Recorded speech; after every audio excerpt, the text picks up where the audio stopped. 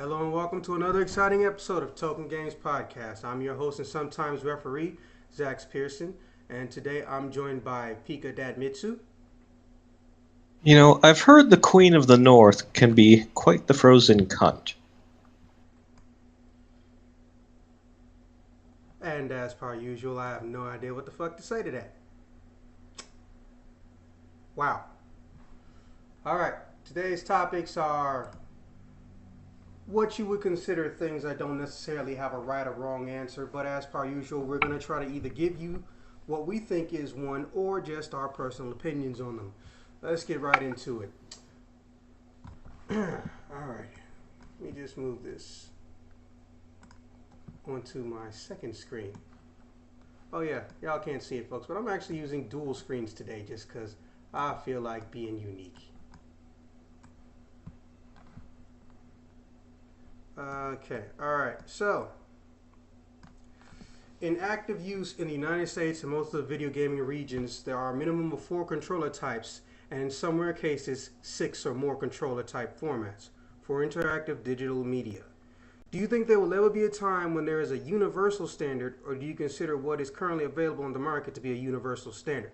And before you kind of sort of go one way or the other, keep in mind, this controller standards also includes VR controller systems. And go.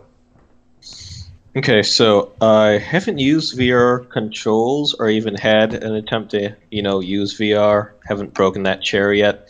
It's eventually coming, though. But as far as the actual, just general controllers are concerned, I think people are starting to accept a certain shape of a controller as a standard, a universal standard. Just basically having that curved edges for the handles, and then having D-pad on one side, buttons on the other. That's become universal as well. Mm-hmm. It's just a matter of where you're sticking, your option buttons, like your start, your select, or whatever you're going to use, or whatever other buttons you are going to have for your system. Now, that's been pretty much kind of a standard for, I don't know now. Whenever the hell Nintendo came up with it. Right, well, I mean, like, once we started getting, like, the whole bunches of buttons, like, maybe the first PlayStation / the first Xbox, which is, like, mid-90s, I think. Like, they've been evolving things a bit here and there, but that's pretty much where the standard started. So I want to say it's going on 20 years now. If not a little But bit more. but yeah, I think that we're getting pretty darn close if we're not already at a golden standard for controllers and what they should, I think, look like. Okay, so you believe that we have ascended to the ranks of godhood standards, basically. Yes. Until we get a system or something that requires a whole shit ton more controls than we could ever imagine, I think we've pretty much hit the pinnacle of what we're going to need. Okay. Well, luckily, to not, be bored or / boring, I completely disagree. But here's why. Mm. Here's the thing. The standards that are in place right now are standards that barely progressed because people didn't want to try. And I know that sounds like a dickish thing to say, or it means that somebody's going out of the way to have a lack of ambition, but that's not what I mean. I think the thing is just that the third party companies, which are people that don't make the systems, they wait till someone in the first party, the people that make the systems, add something before they do anything with it. So, obviously, just for example, Ape Escape, the first game to utilize the PlayStation's analog movement system and also to require an analog movement system. That controller was pretty much spearheaded and the game itself designed by PlayStation from the ground up. Like, they went in-house like a motherfucker with that thing. But why did they do it? Because they were in a situation where they realized that the innovation and the technology were syncing up to do an update. But imagine if you're a Hmm. third party company.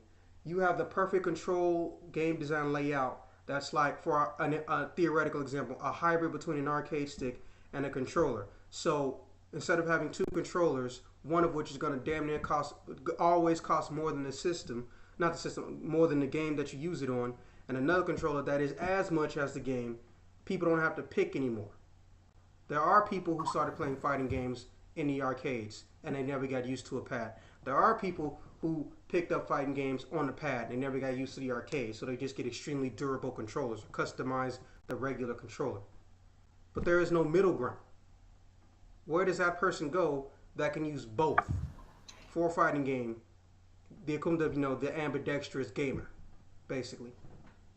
Let's say you invent that. Here's the problem: you're not first party. So you know what that means? That means when the new systems come around, your shit might not work, and the person who got that controller might have to get a brand new one. And as we all know, arcade sticks on average cost about a fourth or a quarter of a system. So basically, if you want a good one, it needs to start at around the $80 mark and probably go up until about 130, 140. That's just from my memory. I could be wrong, but you mess around with arcade stuff more than I do, right? So on average, how much do you see a good arcade stick costing? Good arcade sticks go 150 to 200, honestly. Yeah, straight up. And then some people even go out of their way to get a, what the fuck? Hmm? Oh What's no. up? Our guest that couldn't make it decided to show us why he's having his floor redone or retouched or something. Hmm. So I'm gonna ask him to read up the questions and write his answer if he thinks he can't make it to the podcast. Okay. Choo, choo, choo, choo, choo. Oh. Okay. Um. Yeah. So about 150, 200, and then most of the time people customize the button amount, or they go and want to put in a special faceplate and shit. Make sure people know it's theirs and whatnot.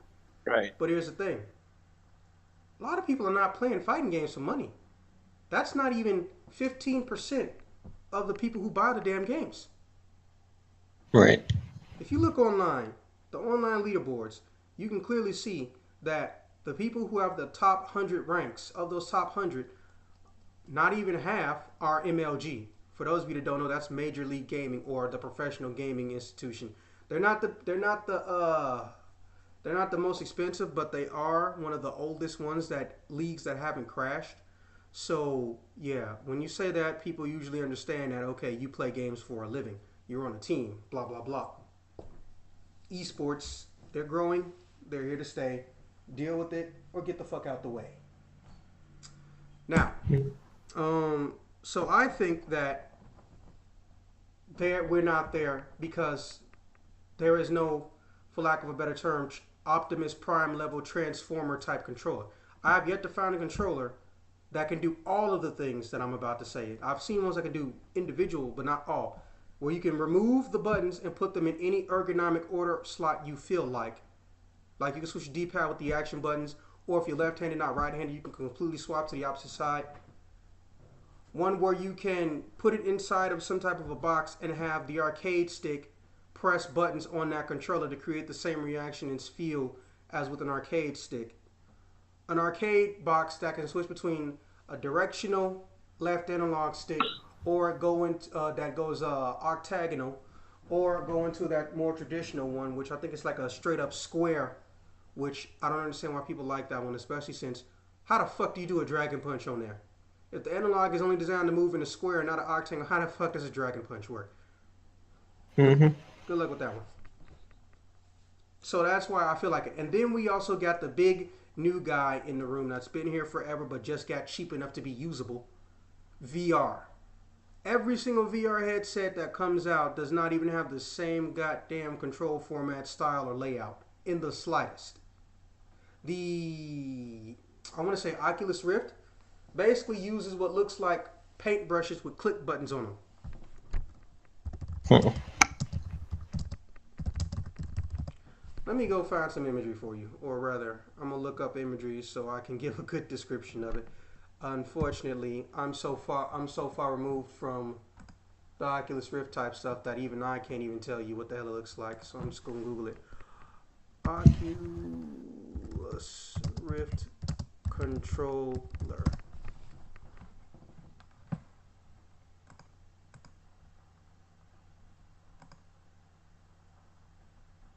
Yeah, I was pretty much right. The Oculus Rift controller is basically an analog stick, and oh, he's putting in his questions. I'm gonna drag it into it too, because there's Oculus and then there's also Vive. Well, at least those are the two that I'm the most aware of: Oculus Rift and Vive, unless I'm forgetting something. I know Sony has one, but we know what a Sony controller look like. Right. Okay, so let me see. This is Oculus Rift. I'm dropping in now.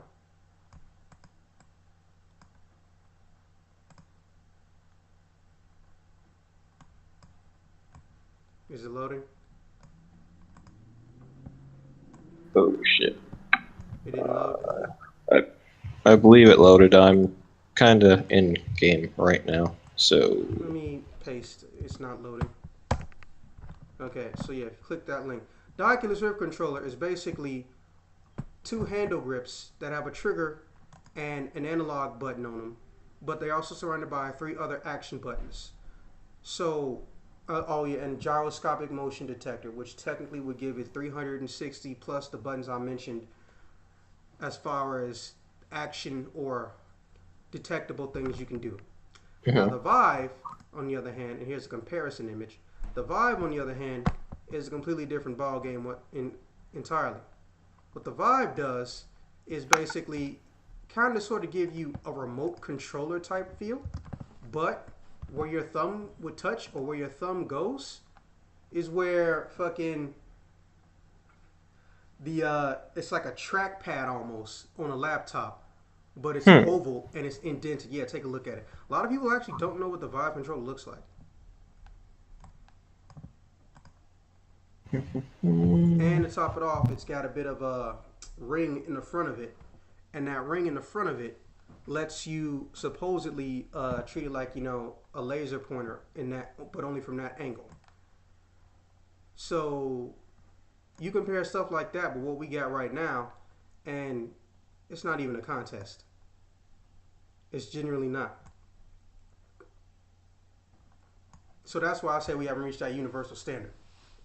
Because I can't go grab an Xbox, or let me phrase it, I can't go grab a PlayStation 4, use that controller, and then also use it for the PlayStation 4 VR.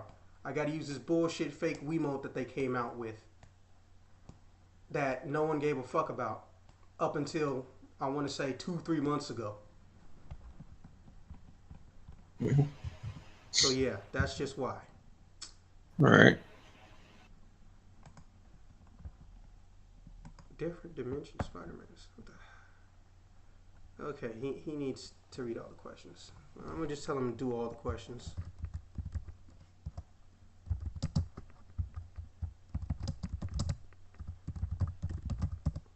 Anyways, now moving on to our next topic.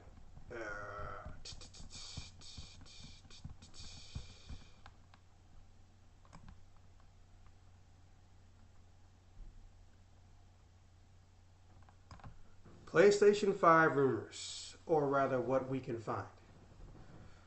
Alright, so I'm going to call up some things I found, and you just go ahead and rate them on a scale of 1 to 10. Let's be blunt though.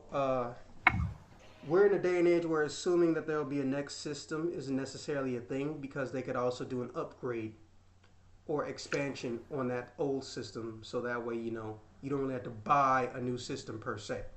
Well, they technically did the PS4 Pro already, didn't they? Yeah, and the Xbox has the Scorpio. So they could have potentially gotten rid of their whole update thing already. Yeah, but everybody's saying different things about it. All right, so one of the lead designers on Gran Turismo, whose name I can't pronounce and I've forgotten, stated recently that they future-proofed, specifically future-proofed the next upcoming Gran Turismo. I don't know which one is next upcoming. I used to think it only went by numbers, but apparently there's like offshoots of the shit now that I was unaware of, like motorsport or field or some crap like that. So Mhm. he stated that they future-proofed it, and they even have the game running in up to 8K. Ooh boy. Yeah.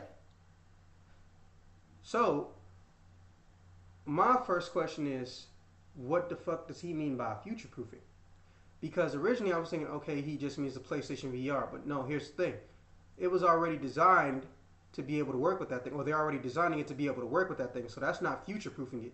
Not to mention, that's a feature that can only be fucked with on the PlayStation 4 Pro, the VR version of Gran Turismo. Hmm. So my first thing is, he's got to be talking about the PlayStation 5 because there's not gonna be, even though they haven't said it, so I'm not gonna put that in their mouth. But we already pretty much know there's not gonna be a PlayStation 4 Pro X or 2.0 or some shit like that. It's either gonna be the PlayStation 5 or they're gonna make a smaller version of the PlayStation 4 Pro with a different price, as is their nature. So, where do you rate that one? Scale of 1 to 10. I'm gonna have to put it right in the middle and say it's a 5. When you say you future-proof something, but then you don't really say anything about what makes you so certain that you are future-proofing this game, Mm-hmm. that raises questions. Are you saying that you're gonna have better graphics than anything that's gonna come out in the next, 5, 10 years after its release? Are you saying that you're gonna have better physics? Are you gonna have the widest freaking car selection known to man, and then constant free updates? I Yeah. mean, what do you mean by future proof? You can say future proof, but unless you have something to back it up, we just think it's a load of crap until we actually see something. But Gran Turismo has always been on the pinnacle of realistic driving stuff. Yeah, it's So, basically a simulation at this point. yeah, Sims at this point, yeah.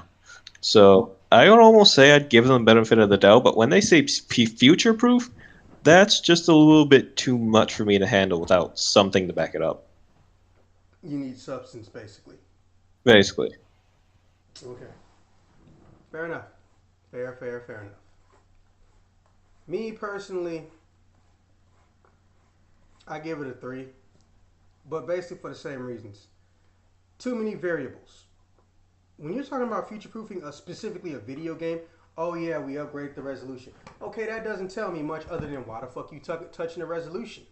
Because those things are pretty concrete. Unless there's the A going to be a PC version, but a PC version doesn't guarantee future proofing. And I don't know if Gran Turismo's ever been on the PC, so he could have just meant that. And I also Not that I checked to know see, of. yeah, and I also checked to see if there was a mistranslation, and no, it wasn't. He meant the Japanese equivalent of future proofing. So my thing though is that doesn't tell me if you mean DLC, season pass bullshit, or if you mean quite literally that you plan on making patches for this game for the foreseeable future, and if they get to a certain point, you'll release them on physical disc. Basically, you're gonna Street Fighter 4 this shit. Now the second one is controller schematics from the patent office from Sony. They don't go to a PlayStation 5 necessarily, but it's a controller. Now, you're Sony. You have the PlayStation VR, you have the PlayStation 4 Pro, you have the PlayStation 4, and you pay two companies to make a higher quality or modified or custom version of their version of a PlayStation 4 controller, both of which partially suck, to be honest. They're not bad controllers, but they suck on some levels, depending on what you play your games for. And here you come with another controller. Is it for the PlayStation 5? Potentially. Is it a draft of a concept of some new technology accessory that you don't want people to know about for a special game? What do you think, and where do you rate it? Well, As of right now, I'm rating it a 3, but this is with severe skepticism. Hmm. Now, you said that Sony has basically gotten third parties, a couple of them, to make up this new controller for their new console. Yeah, they got two companies to make their version of a Pro controller for the PlayStation 4. The problem is that they still fall under the same category as normal third party stuff. Since Sony didn't directly help them or add to their shit, they ended up making something that's it's unique to say the least, but it's not necessarily better. Now, when I hear that, my mind immediately thinks when Sony themselves ask other people to make what could basically be their default go to controller for their next gen console, where are they putting those resources at? What is Exactly. so important that they would take away from basically a critical part of this system, the controller, to put into something that we don't know about? What is so important? That just gets the brain running. Yeah. Like there's something we're missing, or rather there's something they're not telling on purpose. Now, at the same time, also though, here's before you give your rating, here's just some food for thought. Everybody and their mama who used to be or is in the console game, doing what they do best, and they dick ride and wait for Nintendo to innovate or create something, and then they duplicate it. We got an Atari mini system coming out. Sega's been had mini systems coming out for decades, but now there's an officially licensed one made by them, not a third party coming out. What Mhm. if it's just some type of tricked out retro controller for a PlayStation 1 or 2 mini? Hmm. That could be a problem, but we would Exactly. only hope that they would not go that route. Why not? You don't like PlayStation 1 games? Oh, I like PlayStation 1 games. It's just that they tried to do some exporting of those to a certain little portable system, and things happened. That definitely sounds like a story. But it's not one that I want to talk about at the moment. Fair But enough. my point being, still not really going to change. Ow. Still not really going to change my outlook on things for right now. If this is what they're going to do, then this is what they're going to do. I'm going to leave my score at a 3. If you want to tell me, what kind of stuff you're hiding under your sleeve, what you got planned, and why you want to hire third party companies to make your main controller, then please do, and then I might accept your excuse. Until then, it's lazy, just being lazy. Yeah, let me show you these things too. PS4 third party controller. Like they look so fucking. And then the weird part is that some of them are unlicensed, but no one really fucking gives a shit. Which, Mm-hmm. you kind of want people to give a shit.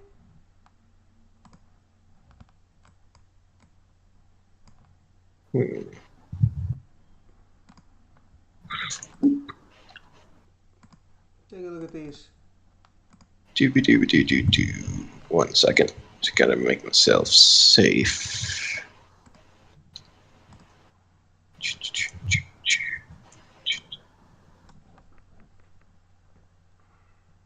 Oh, dog.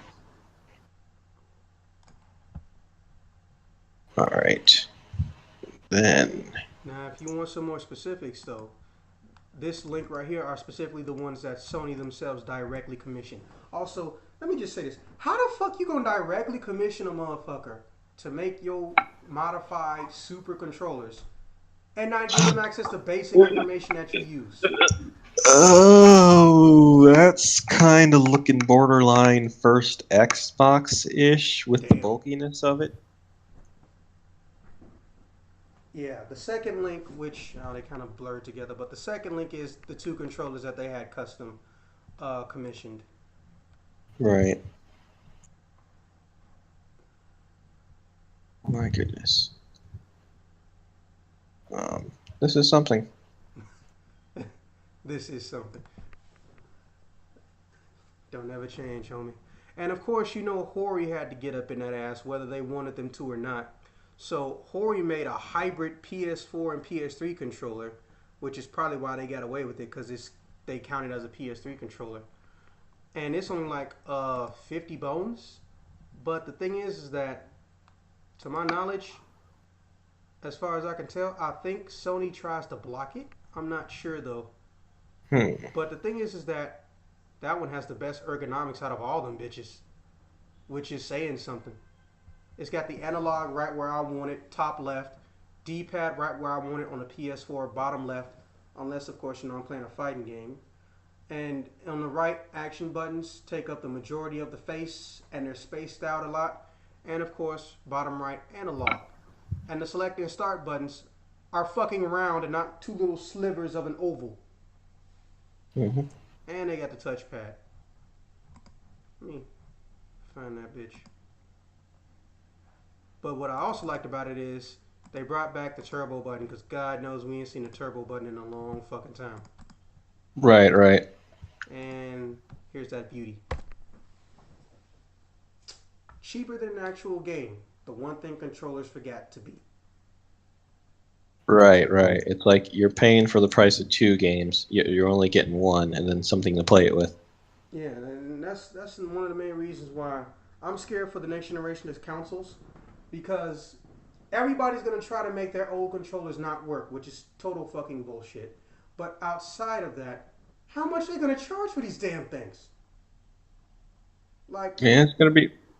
Sony, they overproduced the PS2 controllers. They were expensive. They overproduced the PS3 first party controllers. They were expensive. And they also got colors on them, which always, even if you don't think it jacks up the price, it fucking does, because now they have to buy extra different colors of fucking ink. And then we get to the PS4, same song and dance. But this time they say, hey, third parties, eat a goddamn dick. We gonna make this shit. Or either they were just gonna make it really hard to duplicate in the beginning. So that's why we didn't see none for the first year. And even then, people still didn't really want to fucking buy a second controller. It's like, what don't you guys get? As long as you make this shit as much as a game, people are gonna have a problem with buying it. Mm-hmm. It's like anti-co-op almost. Oh, hey, I got this game. Oh, so do you. We'll tell you, we should come over and play. Bring your own controller. Yeah, pretty much. Sucks. Yeah, it's fucking crazy and it's annoying as shit. Okay, so, sorry, got a last minute text from somebody who can't make it. Like I couldn't already tell. Alright, so then there's also. Okay, so where do you rate that one? Like 1 to 10, that one. How do you feel? For these third-party controllers, I mean, bulkier ones, 4, I guess. As a whole, I mean, they're adding. It looks like they added a few more little rinky-dinky things on there, and they got to fit somewhere. But something about it just isn't eye-catching. You know, something just seems off. I got you. Well, in my case, I'm kind of sort of torn. Just because I know Sony's accessory habits. They got no problem having an accessory that's exclusive to Japan. Same with limited edition shit, especially Square Enix too. They're notorious for having limited editions of shit, but then they get to a different country and it's got completely different shit in it, or it only has half. So I feel 50-50 PlayStation 1 Mini and 50-50. Oh, it's just another accessory / iteration of their controller for the PlayStation 4. I mean, they already did a USB dongle that lets you use your PlayStation 4 controller on laptops. Even though everyone else made a third-party fucking hack for it goddamn months ago. Or years ago, really. But I'm going to say 6 for this one. Just because there's nothing left right now on the market for them to really necessitate making this new controller. Now, the last thing I was able to find, and this one's kind of sort of debatable, is just a box. It was a box design for Sony. And matter of fact, I think those lazy repeaters over there at the no, because I'm sorry, but not really. You know, a lot of people don't seem to understand that the no doesn't actually give you news. They repeat news. They don't do journalism. They repeat what's on Reddit, and they think because they made 2 or 3 videos about it, saying that they do that makes the shit okay. You're not news and journalism, so what the fuck are you trying to sell me? You just want attention. I get it, but still, if you're not gonna do your homework, at least have somebody else do the fucking homework. So that way, when you fuck shit up, which has happened on numerous occasions with bad information, you know, someone can go and correct it or put out a video where they make a retract where they make where they retract a statement, which to my knowledge still has never happened. They said that Final Fantasy 15 is never coming to the Nintendo Switch because the creator and producer said that it's never comes to Nintendo Switch. That's not what the fuck he said. Sorry to go on this little tangent, but it annoys me because now they're destroying potential possibilities for shit they have no control and say so in. The producer, Hajime Tabata, got asked, is there a possibility of it coming to the Switch? His first statement in the sentence was basically, no, it can't run. And the very next line in that damn article, the very next sentence, quote, we don't actually know. We've never tried to run it on Switch OS. And they So wouldn't. basically, when he says no, that's just an initial thought, thinking Yeah, that's probably not gonna run. But we don't know for sure. yeah. Not to mention, people have been stating for years, well, not years, since the development kits went out, porting things over from the PS4 to the Switch has become painfully cheap and easy. Like, it's one of their favorite things to mention.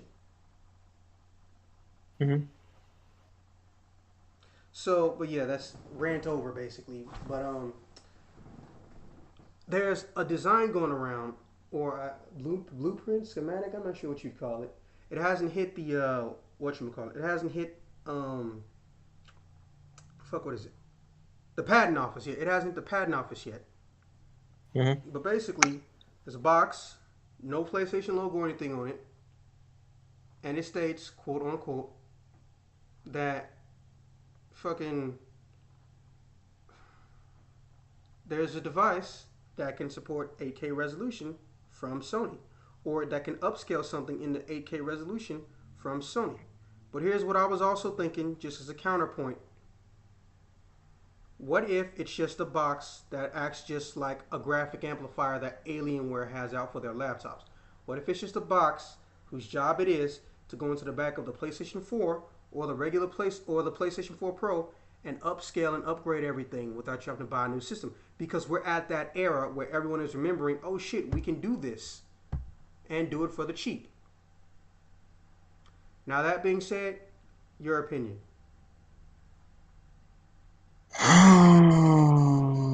Okay. So number one, I would just like to say this is just basically grade school shit when you just like copy off of someone's person like homework next to you. Basically, It this is just dumb. And people who do this and like try to make a living off of it, you I hate you. they now have 1 million subscribers. I really do hate you.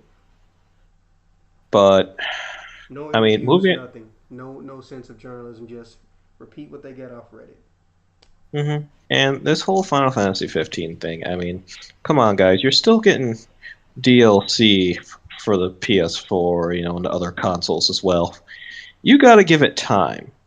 Plus, I would say, don't get your hopes up. I would say a prime example would be wait until Skyrim comes out for the Switch. See how that looks. See how that runs. Because you know how long it's been since Skyrim's come out. And if we get Skyrim for the Switch and that doesn't run too good, things aren't looking so hot for Final Fantasy 15. Dude, they're just now fucking implementing a goddamn co-op multiplayer mode with a creative character that fucking is in beta test. They're not gonna be finished putting shit in the Final Fantasy 15. Their rough estimate until December, and even then, we don't know if there's gonna be something after that. Not to mention, they pretty much have indirectly confirmed for like 5 or 6 months now. PC version. So, Hmm. so I'm just like, why bullshit? If you're gonna do it, do your journalism, do it right. At least when I do it right. I find the article. I find out if there was a rebuttal from any companies or parties that were directly involved with the article, and then I try to come up with a philosophical question around or about it, or I just ask what you guys' opinions are on it. I'm consistent with my shit. You can say Right. whatever you want to about the topics and how we go about discussing, but I'm consistent with my shit. Them, nah, it's just fucking Reddit, and then they don't even have the ball sack to fucking link Reddit. It's a shameful thing. Yeah, and it's weird because this is like a Rooster Teeth owned and operated company. Matter of fact, one of the dudes who founded Rooster Teeth, his fucking wife, is somehow magically the hostess of the show. But at the same time, I'm just like, how much effort are you actually putting in here? Did you just wake up and say, "Hey, I'm pretty. Can I be on this show?" Or did you say, "Hey, you know what? Let's try to get some journalism down."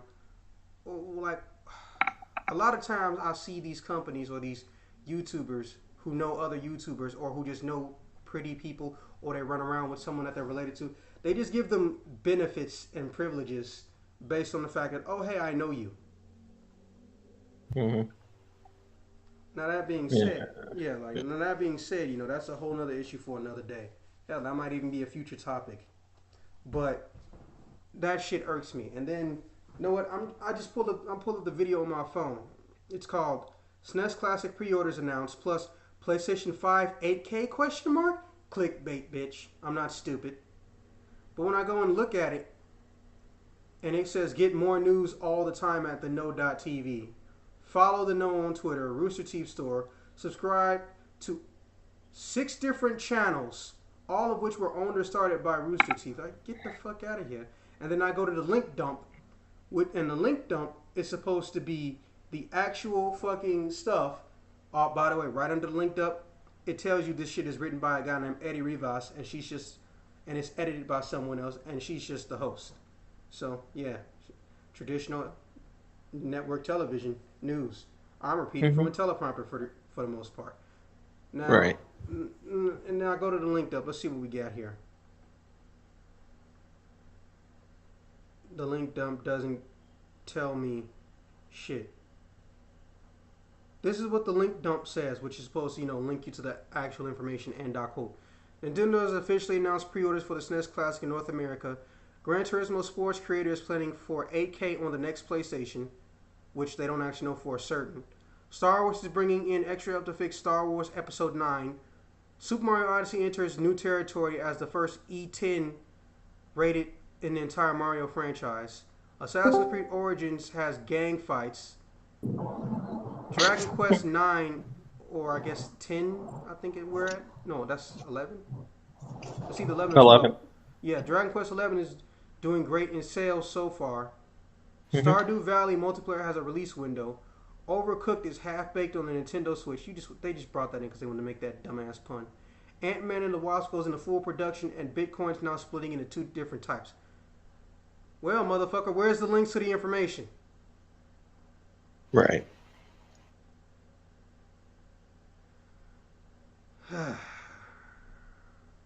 Anyways, yeah, see, don't half step.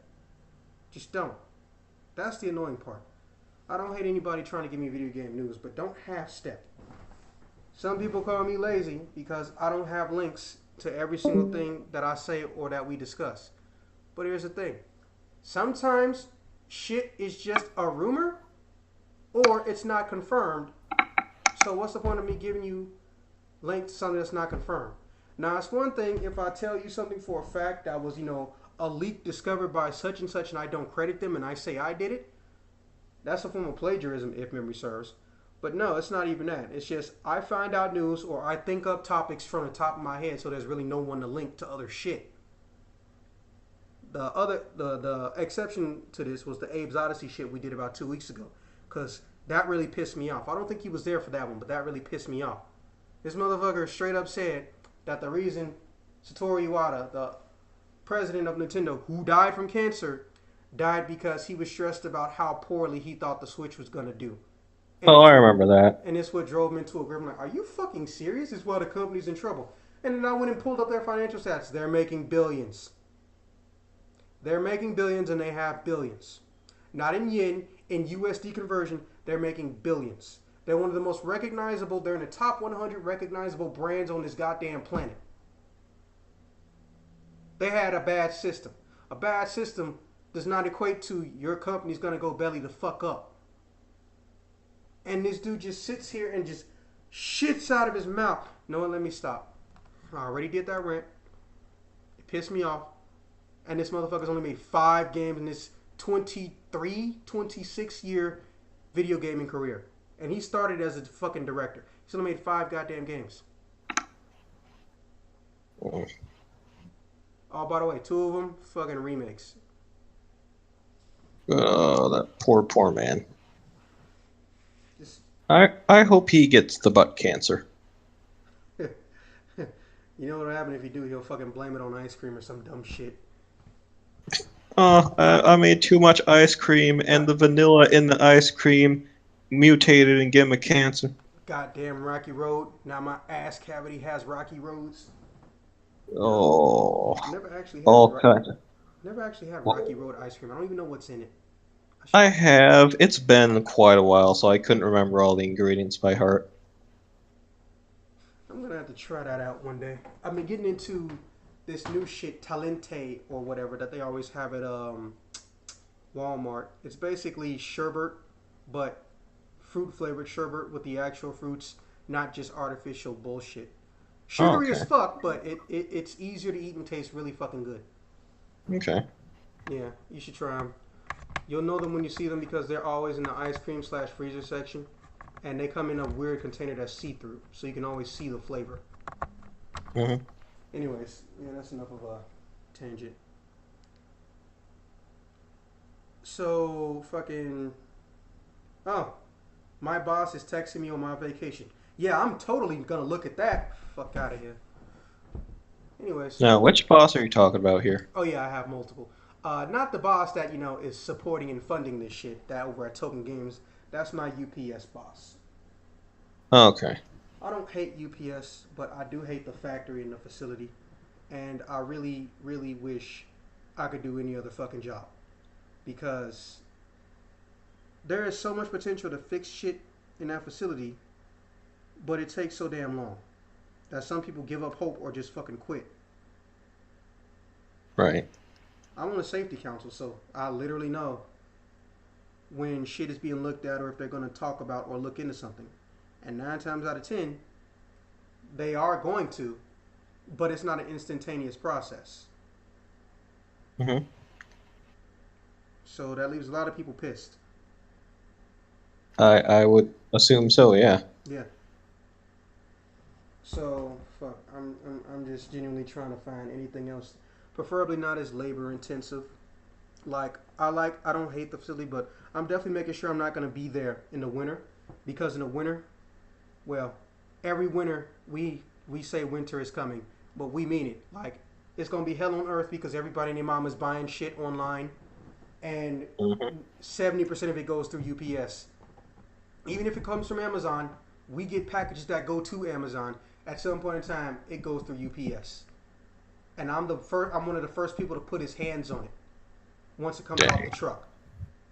So I deal with a lot of heavy shit, and the flow is always stupid insane. And your break is determined by how fast you go through the flow. And even though Damn. you're a temp, your day is always going to be fucking long. You're always going to get overtime, and you're never going to start on your regularly scheduled hours, which is like midnight. You're going to always start at like 10 o'clock. Hmm.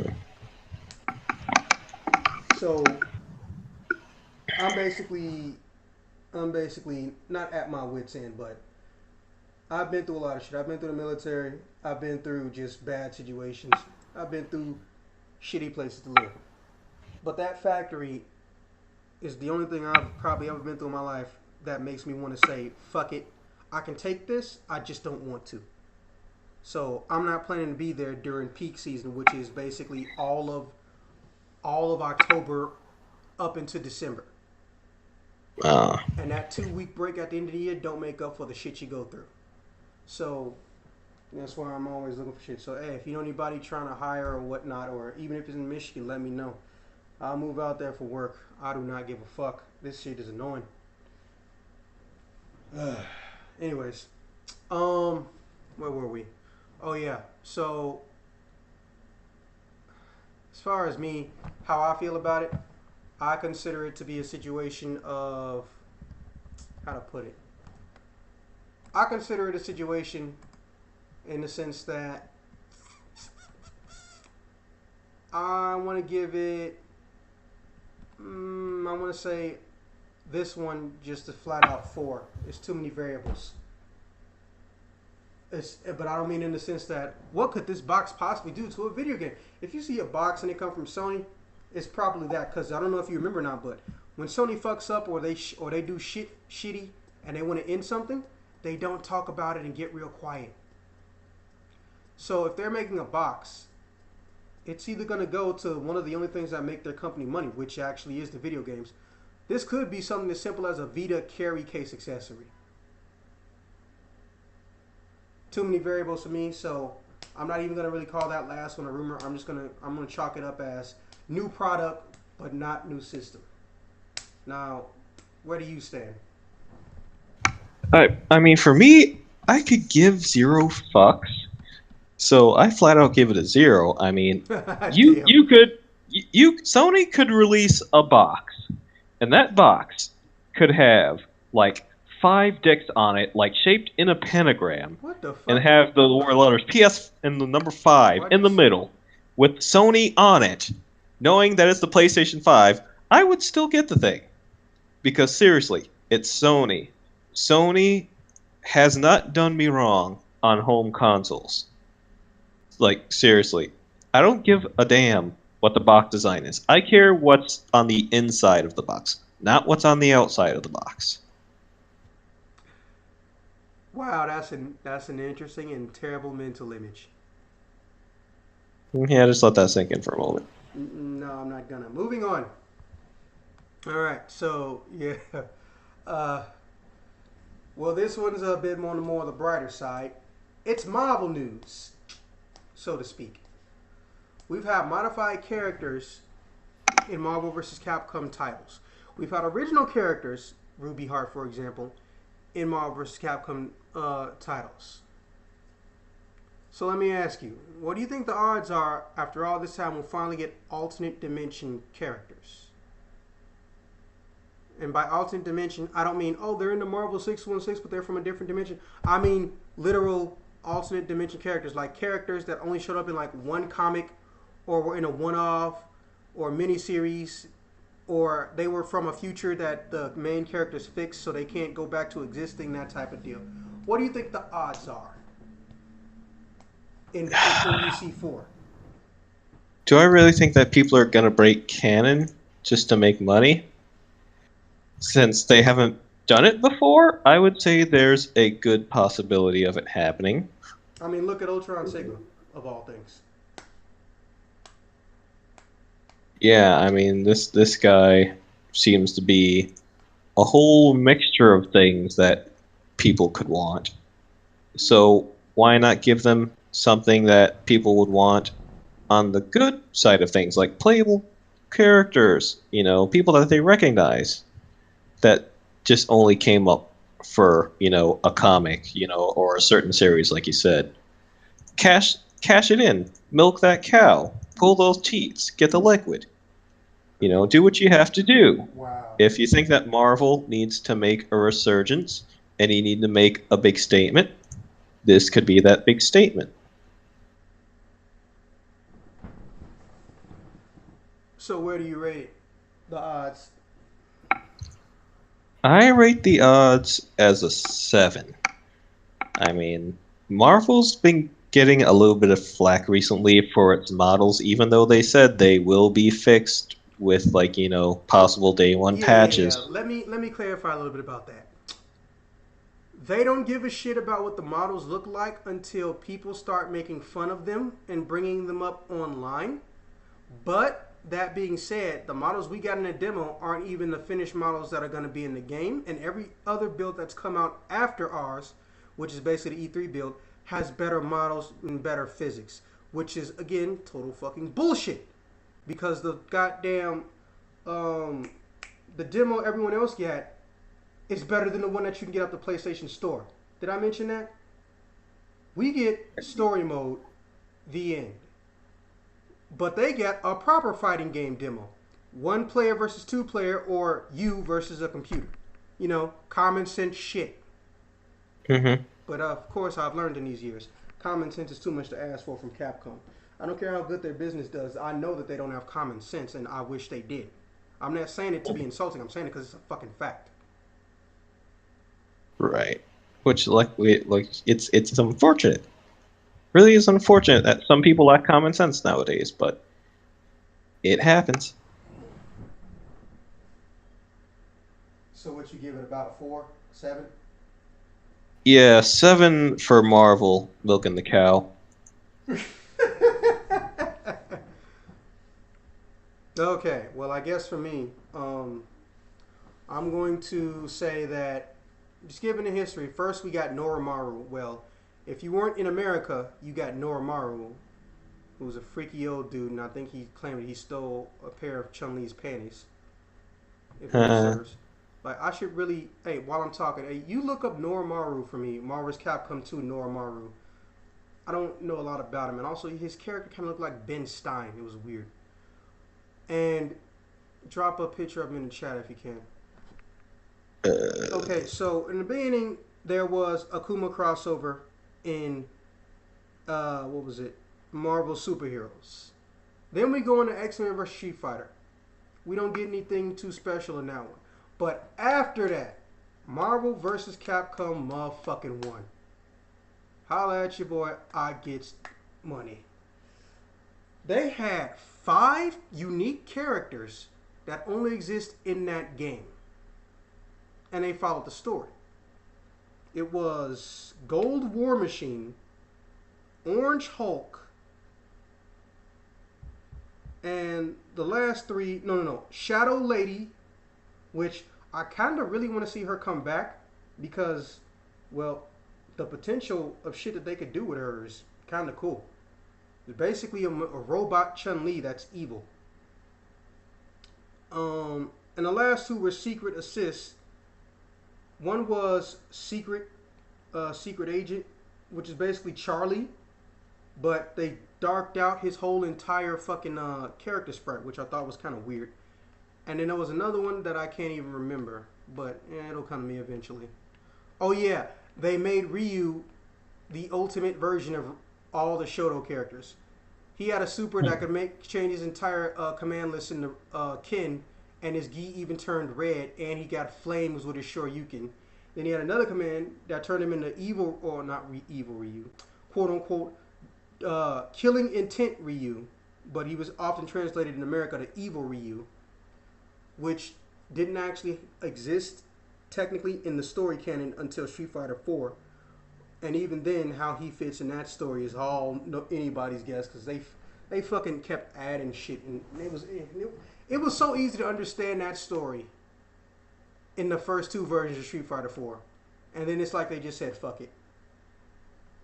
But anyways, yeah. All right. So basically, fucking that would make him control like Akuma. So those are 5 counts, and then MVC2.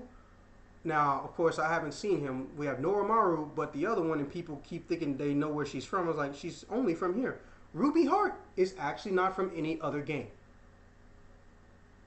Ruby Heart is only for Marvel vs. Capcom 2, and originally, and this is coming from people that worked on it, but of course I can't get a correct confirmation. Before the story got dropped because, well, they found out they weren't going to get a renewal on their licensing. And this seems to be a problem with Marvel vs. Capcom up until 4. Like, every game after 1 in MVC, they can't fucking get the story to come out because time constraint bullshit.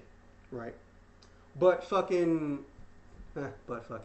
But basically, she was supposed to be on an interdimensional ship. She bumps into Cable, who can help her move back and forth through time. And their job is basically to go find Abyss and stop Abyss from doing whatever the fuck it was Abyss was going to try to do, which I think was revive Apocalypse and have him destroy or absorb an alternate dimension Earth, but the alternate dimension Earth was Capcom, or the Capcom world. And don't quote me on that, because like I said, this is me pulling from almost 10 fucking years ago, if not more, out of curiosity. I might look it up later, make a video about it. I'm not too sure. MVC2 is loved, but at this point, even though there are people that enjoy a good story, even if it's in a fighting game, I think it's too old for people to want to give a shit. That can happen. That can happen. Maybe if I get like literally someone in the comments, hey, I actually want to know what happens to this whole entire story of MVC2, I'll do it. If not, fuck it. Like, that's the only way, if someone specifically wants me to. But yeah, it's so here's the thing though. Oh yeah, and Cyber Akuma. That's who it was, Cyber Akuma. But here's the thing about those characters. Yo, real talk. They are originals or just a modification on some data of somebody that already exists. They're not characters who are from the alternate dimension worlds. Where is that alternate dimension Age of Apocalypse Wolverine, Age of Apocalypse Rogue and shit, Age of Apocalypse Phoenix? You know, they're gone for the most part. So that's why I'm not too sure if they might even think to do that. I would love it if they did it, but we all know that Marvel, or at least Disney, or somebody up there was trying to push the movie angle bullshit. That's not necessarily a bad thing, but they don't make up the bulk of the people who are going to even touch this game. We all know that. Gamora's a good addition, but if it wasn't for the fucking Guardians of the Galaxy, she wouldn't even get a look at. We all know that. Groot only got added, again, Guardians of the Galaxy movies. If they really wanted to surprise us and they wanted to do something that was going to be good, but also still represented them, instead of getting just heroes, they would get those anti-heroes, or they would get characters that are important and do cool shit, but don't get no screen time. Like Yondu. Yondu didn't get important really until the second movie.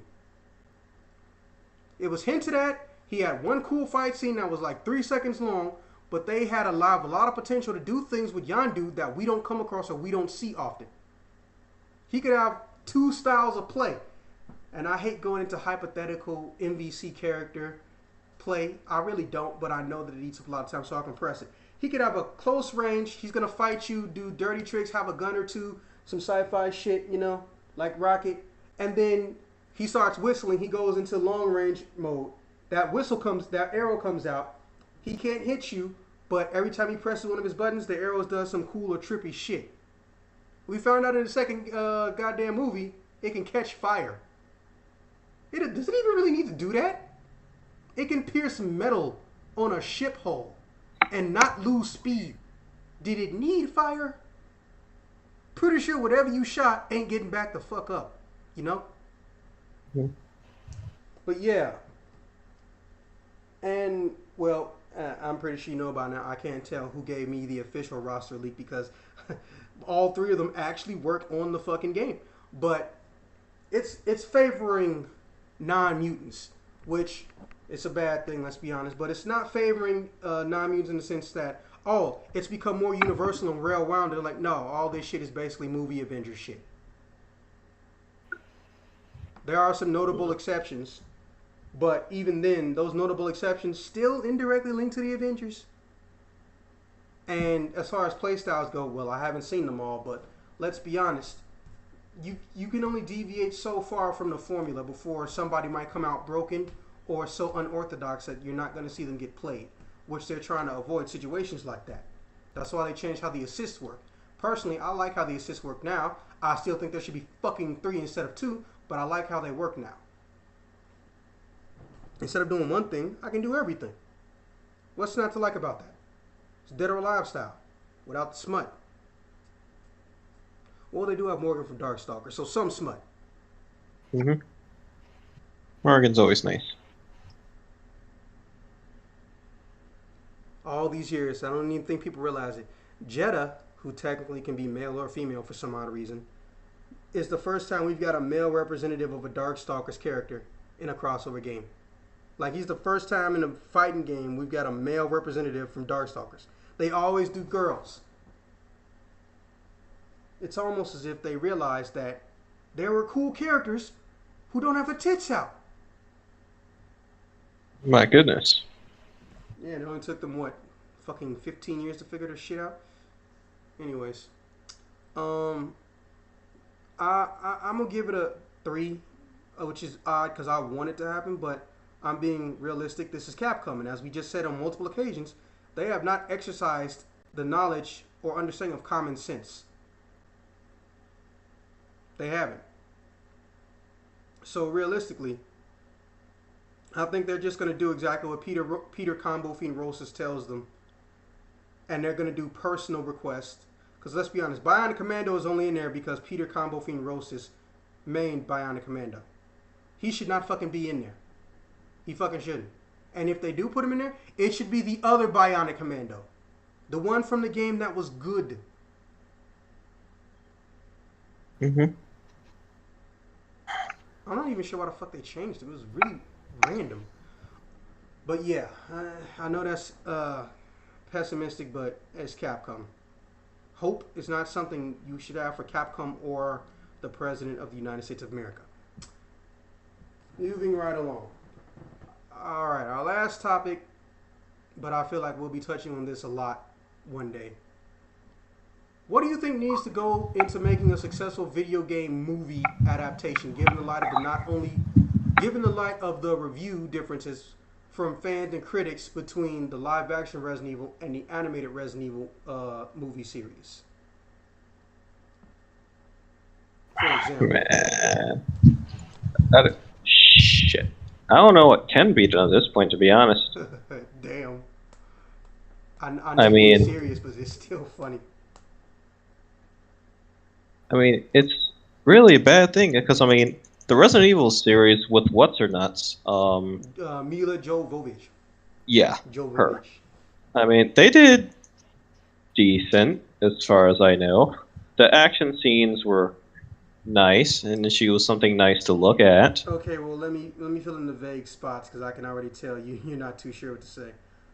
They sell gangbusters, but their ratings are always garbage. And on top of their ratings being garbage, the actual fans, the one who support the franchise and buy the games, or at least the good ones, pretty much don't like them. And the fans that do like them are all are a very, very small minority. I won't say they don't exist, they're just a small minority. And now they've come to an end, and they've already announced a fucking reboot. That's a shameful thing. Possibly, the director said he's going to be more faithful to the source material. That being said, let's be honest, Resident Evil isn't known for good storytelling. They've got some good mysteries, but not good genuine storytelling until 7 came about. Before that, everything else is like, these situations aren't fucking possible. Mm-hmm. So, you don't think anything can be done? That's your final answer? Yeah. Okay. It's a sad, thing to think about, but that's what I think is going to happen. Things are just going to get mediocre from here on out. Okay, well, I believe it should be. I believe it's possible, but possible only if the companies who license this shit out give a fuck. Unfortunately, and this is well known, when crossovers happen in Japan, 90% of the time what they do is the companies who they get the licensing and use the characters from actually have a very, very low level of involvement. What they'll do is they'll say, okay, you can use the character from this time to this time, or you can use the character until your project is finished.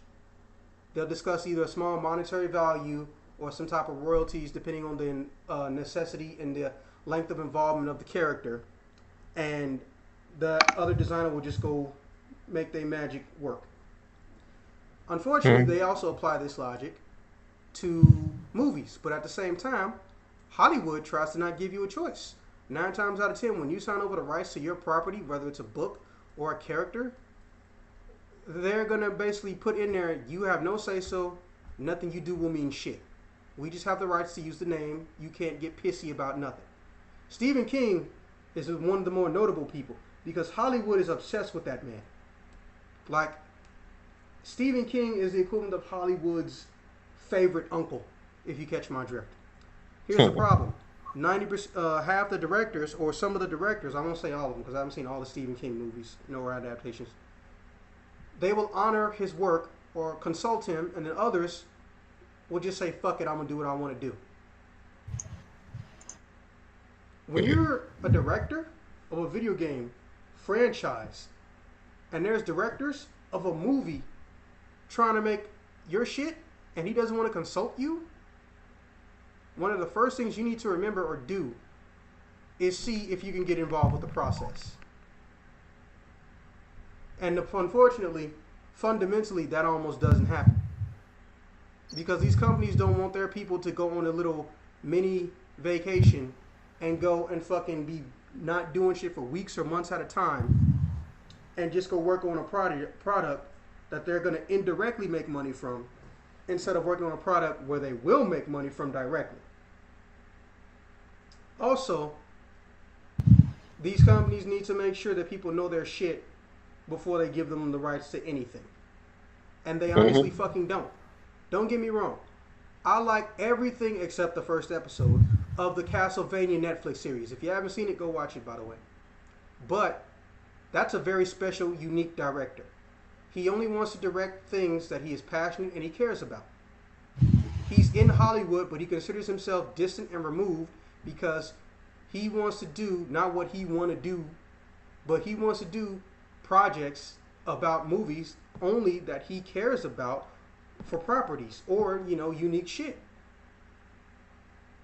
And fucking that's as far as his Hollywood involvement goes. So quite literally, we end up in this situation where it's a hell of our own making. The video game corporations do it because they don't want to lend out people. The Hollywood and the direct-to-DVD people do the same bullshit because they just see, oh, an easy meal ticket, even if they claim to care about the property.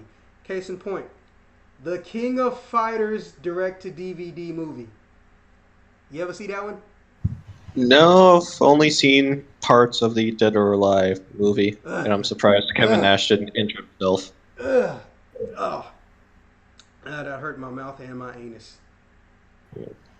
As it should. This is how bad it was. Terry Bogard doesn't even wear his own outfit in the fucking movie.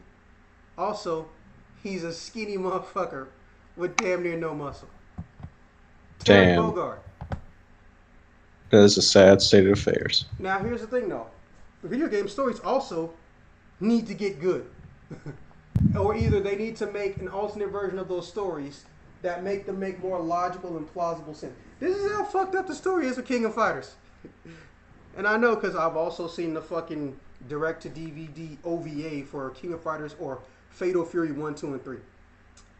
One day, Terry Bogard and his adopted brother, they're both adopted, were just messing around at the orphanage or playing, and Geese Howard, yes, this American dude who studies and lives in Japan and studies martial arts and is rich, name is Geese Howard, rolled up to Terry and Andy's dad, and straight murked him in broad daylight, and then just leaves. Everybody saw this motherfucker do it, and he just leaves. So then some old dude who was also in charge, or I guess their grandmaster, or Terry's dad's master, grabs him and says, no, you cannot defeat that guy. The only way you're going to defeat that guy is if you go through intense, rigorous training and challenge him when you're older. So Terry takes up street fighting, and Andy goes to Japan to some degree after him, and somehow gets invited to study and practice in the ancient art of fucking ninjutsu with a red-headed pyrokinetic. I think it's an Asian woman. It's not really clarified. She just got big titties. Just remember that. Anyways, but her name is Mai, so I'm assuming Japanese. Yeah. Yeah. That's before the game starts. Or in this case, this is in the first 15 minutes of the movie. So if I'm a director and I'm looking at this shit, I can understand the frustration. How the fuck does... I'm trying to picture that shit. I'm gonna kill your dad in broad daylight in front of all these kids and this old dude right here. And I'm just gonna leave. I'm gonna go back to Japan. They didn't even show, oh no, he paid off the courts and shit. No, he just literally leaves. And for no logical reason, he also hates his son, whose name is Rock Howard, who becomes a friend of Terry, which also, well, I mean, that can make some sense. They hate the same person, but the fact that he just hates his kid, I'm just like, bro, what is going on right now? So I think it needs to be a three-prong attack. Stories need to be looked at, reviewed for heinous bullshit, and then that needs to be modified and altered to where it's somewhat plausible. Let's be honest, it's a movie. You got a lot of leeway with fantasy shit. 2, accurate looking characters. I get supernatural characters or if you have a low CG budget, but generally speaking, if you got a low CG budget, you shouldn't be going after video games that have a high level of special effects or fantastical shit. Try to get accurate looking characters. It's not that hard.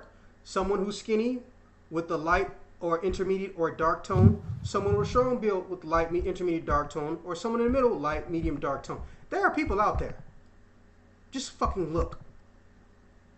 And lastly, proper fucking acknowledgement of the material and marketing.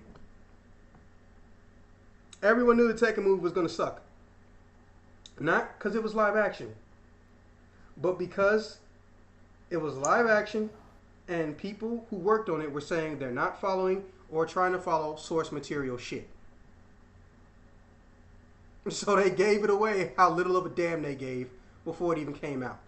That already makes me not want to go see the shit. Same with Dead or Alive. Oh, that was terrible. Also, stay the fuck away from Uwe Boll. But then again, supposedly he got kicked out of Hollywood. But you gotta understand, it's Uwe Boll. He was never trying to make good movies in the first place. This fuckboy, now this is a rumor, so I can't say that it's concrete. This fuckboy was using a loophole in the government for money being distributed to companies trying to make major motion films in his home country. Now, of course, Pat made a game theory about this shit, blah, blah, blah. But at the same time, it's a theory, but some of it does have a lot of credibility in the sense that that law did temporarily exist. And supposedly, Uwe Boll is one of the main reasons they got rid of it because he was manipulating / abusing that system. Mm-hmm. So, yeah. But here's the thing. I don't know what the odds are of that ever happening, of them paying attention like that. So I'm going to say it's 50-50 because at the same time, if it wasn't for bullshit like that, we wouldn't have got Resident Evil's animated movies. Those animated movies were born because the actual Capcom staff did not like how they were portraying and presenting their fucking characters. Oh, and here's another one. Why is the main star of this shit a character that doesn't exist in the fucking games? Yeah, it's a real bad thing. Yeah, not to mention they fucking made Albert Wesker a goddamn good guy. That's right. I don't give a shit about live action Resident Evil spoilers. I hope I made you not want to see that shit. You made Wesker a good guy. That shit is just garbage. Anyways, yeah, that's pretty much it. You got any last topic things you want to have people know about, or you want to give a closing statement? Oh god. Not really. Overwatch, competitive Lucio Ball. I'm really gonna get into that because I didn't get a chance to play Lucio Ball the first time it rolled around, but I'm gonna be interested. I'm gonna give the comp a roll and see how it turns out. Okay. Well, this has been another exciting episode of Token Games Podcast. I will see you guys when I see you guys.